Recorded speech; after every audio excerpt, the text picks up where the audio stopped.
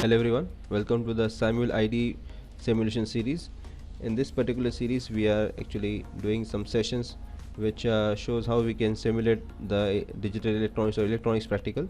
So in this session we'll study about NAND, the use of NAND as a universal gate. So why this NAND is called as a universal gate. In the next session we'll study why NOR is called a universal gate.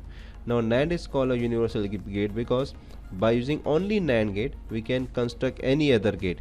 Like in this case, take the first example. With this particular case, if we short the two inputs of a NAND gate, it becomes a NOT gate. So this particular will work as a NOT gate.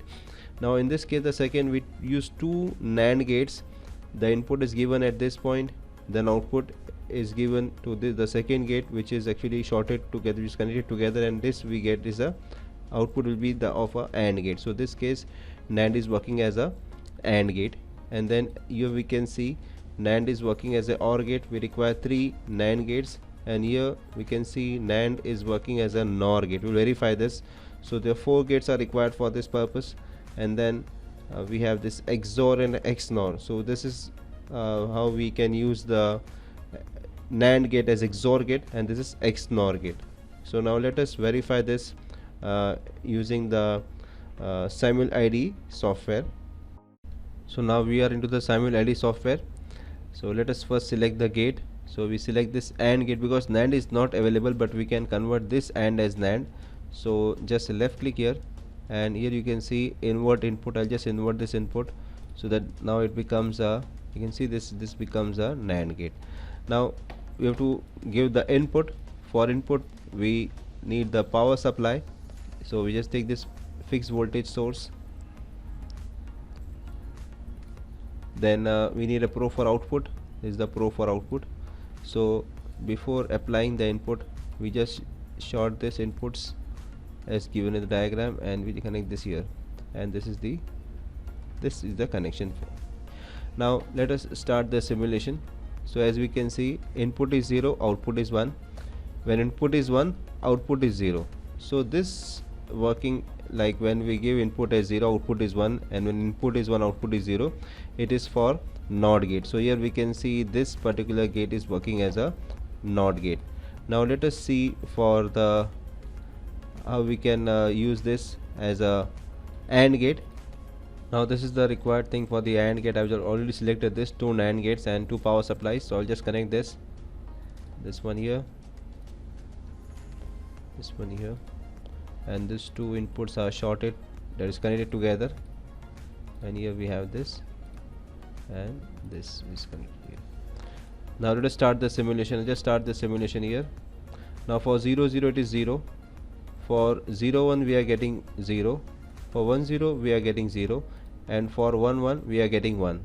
So as we saw, only for 1 1 we are getting output as 1, so it means it is working as a AND gate. So this is how we can, where we see that NAND is working as a AND gate. Now let us see how NAND can be used as a OR gate.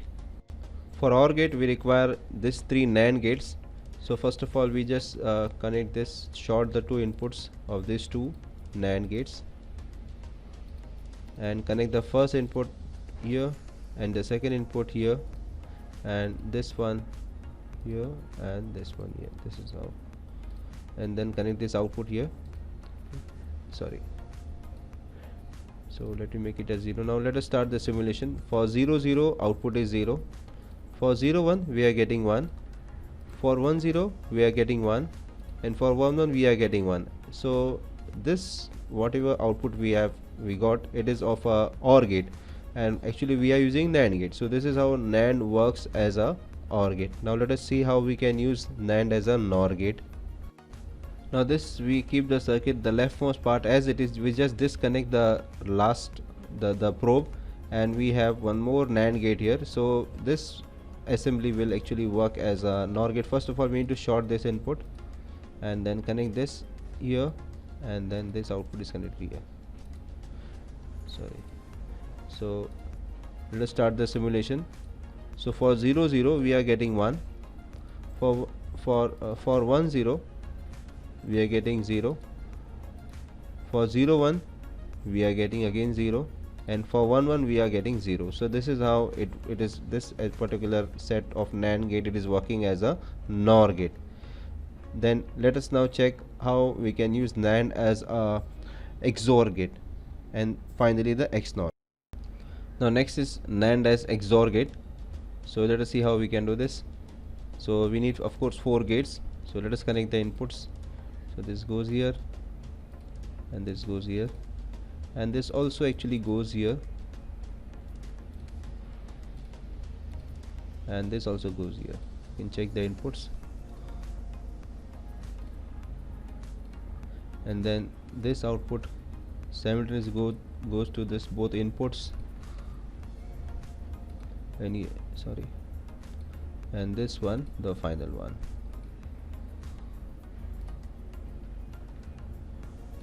And this the output. So now let us run this. So for 0 0 we are getting 0, for 0 1 we are getting 1, for 1 0 we are getting again 1, and for 1 1 we are getting 0. So 0 0 and 1 1 both are 0 0, and 0 1 and 1 0 they both are 1. That is how the XOR gate works. So this is how we use the NAND as XOR. Now let us check the final one, that is NAND as XNOR. Now the last one, using it as a NAND as XNOR. So up to here this is actually XOR, so we just need to add one more gate here, the 5th gate. So this was same, I just disconnected the probe and I added this one more gate. So let us do the connection. So first of all it will get short circuited, so it's acting as a NOT gate. So this is up to here it is XOR, and one NOT gate will become XNOR. Now just okay, let us start the simulation. So for 0 0 we are getting 1, for 1 0 it is 0, for 0 1 it is again 0, and for 1 1 we are getting as 1. So this is how we have seen that how we can use NAND as the universal gate. So that's all for this session. Thanks for watching.